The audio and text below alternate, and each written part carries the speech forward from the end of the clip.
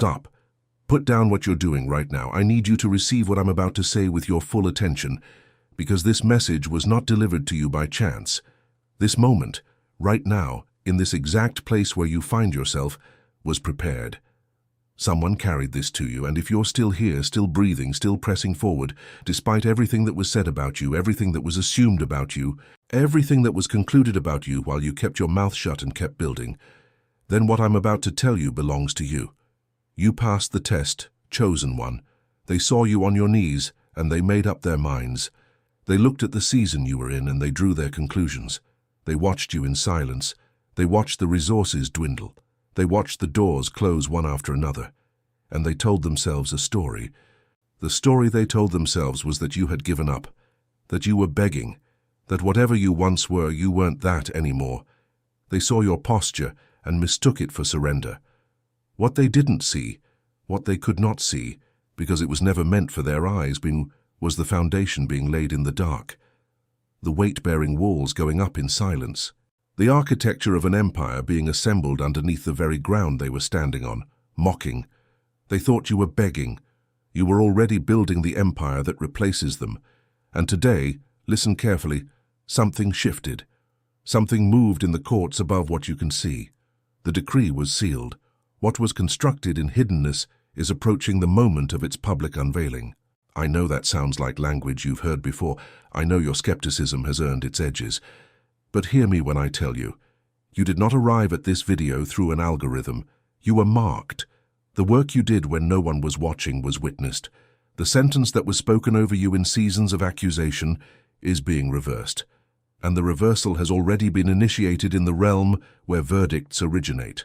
You know the mind that replays faces at 3 in the morning. The ones who doubted you.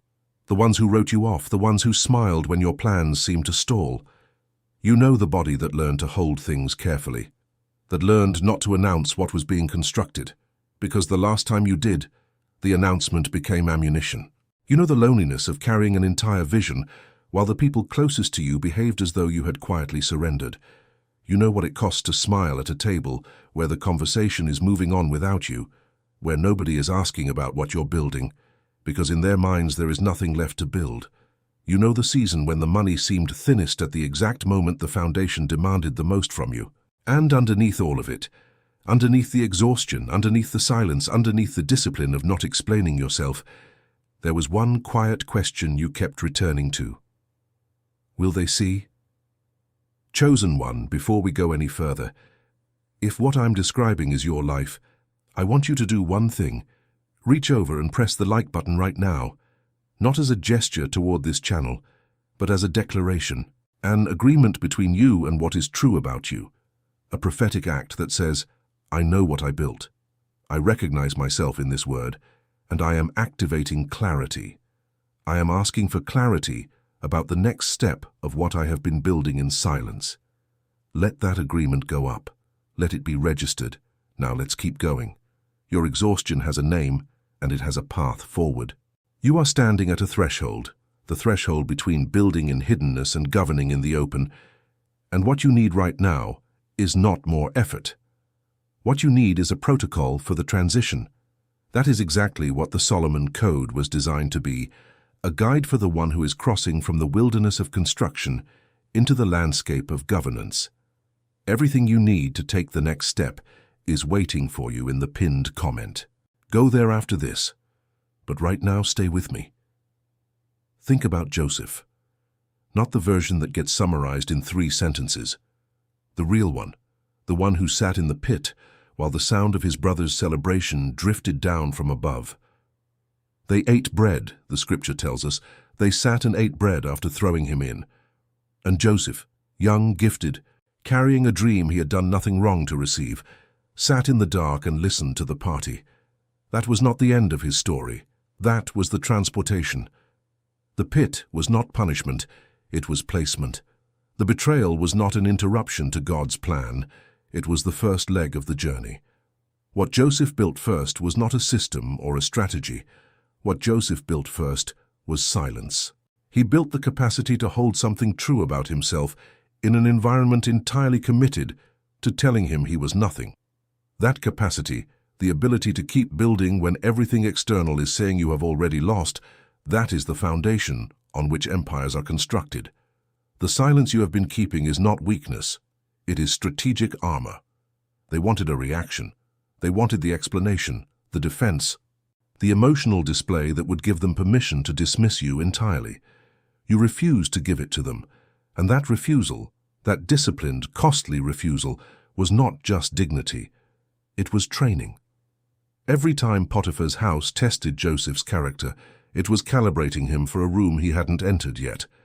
Every time the prison walls closed in, they were teaching his hands the texture of confinement, so that when the moment came to hold power, he would know exactly what it felt like from the other side. The betrayal was a prerequisite. The suffering was curriculum. The exhaustion you are carrying right now, the weight of having maintained integrity inside a game that was being played dirty around you, that is not a wound waiting for recovery. That is the price of being prepared for something that requires more than most people are willing to pay. Genesis 50:20 says, "As for you, you meant evil against me, but God meant it for good, to bring it about that many people should be kept alive as they are today." That is not a comfort verse, that is a governance statement. That is Joseph, standing in authority, looking back across the full arc of everything that was used against him, and declaring that the architecture of his suffering was not random. It was purposeful. It had a destination, and the destination was not his personal vindication. The destination was the preservation of life. What God was building through Joseph was bigger than Joseph's reputation, and what God is building through you is bigger than your vindication too. So tonight, I want you to do something, before you sleep, written with a pen, not typed. This is the Joseph inventory, drawn from Genesis 50:20, and there are 3 questions. First, what did I build during the years they thought I was falling? Name it. Be specific. List the things that exist now that did not exist before the hard season. Skills, relationships, clarity, capacity, faith, whatever took shape in the dark, name it. Second, who tried to use my suffering as a weapon against me, and how did that actually strengthen me without me realizing it? Who are the brothers in your story, and what did their betrayal force you to become? Map it honestly. Don't rush past the names. Third, where am I now that only makes sense if every previous step was part of a plan? Look at where you are standing tonight and trace the route, the providential route. Not the route you would have chosen, the route that was chosen for you through circumstances you did not control, leading to a position you could not have engineered. Write it down. Do it tonight before you sleep. This is not journaling as a spiritual habit. This is discernment work. This is how you begin to see your own story the way God has always seen it. Here is what I need you to understand. Chosen one. A single tool does not replace a system. The inventory you just received is one instrument, and instruments, no matter how precise, are not sufficient for what you are stepping into. You don't need another piece of advice. You need discernment to govern what is being placed in your hands right now. That is the sentence I want you to carry with you out of this video. Not motivation, not inspiration, discernment. The capacity to govern, to make decisions with accuracy, to hear clearly, to move without second-guessing every step. That is what Solomon asked for when God said, "Ask for anything." He did not ask for wealth. He did not ask for the defeat of his enemies.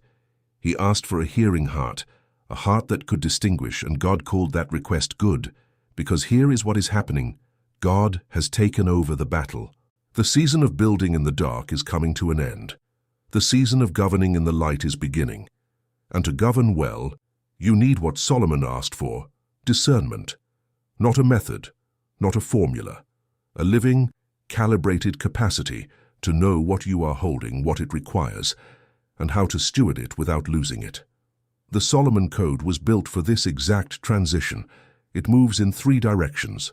First, diagnosing the gaps, the specific places where the architecture of what you've built has cracks that will cause problems in governance if left unaddressed. Second, quieting the soul, because you cannot govern from noise, and most people stepping into their season of authority bring the anxiety of the wilderness with them, and it costs them everything.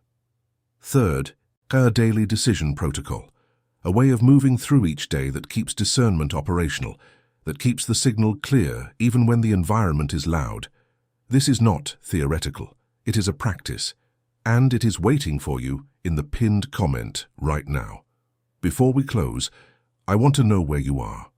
Write your city and state in the comments right now, and next to it, write this: I know what I built.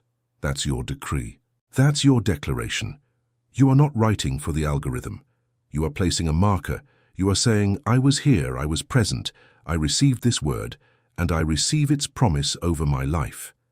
And if this message today found someone in your circle, someone you know who has been building quietly, who has been misread, who is carrying the weight of a vision that the people around them have already dismissed, share this with them. You might be the delivery system for a word they have been waiting months to receive. Chosen one, the empire is not coming. The empire is already built.